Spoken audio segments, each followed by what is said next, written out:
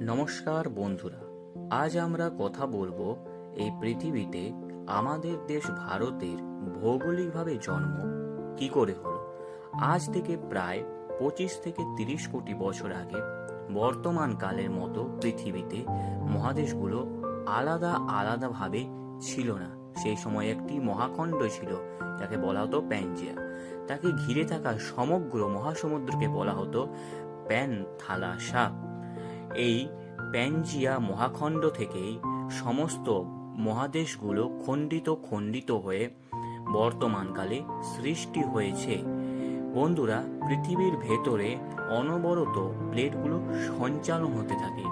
এই বদল কোটি কোটি বছরেই লক্ষ্য করা যায় এবং এর ফলে সৃষ্টি হলো বর্তমানকালের সমস্ত মহাদেশগুলোর এবং তার সাথে নির্মাণ হলো আমাদের দেশ ভারতের।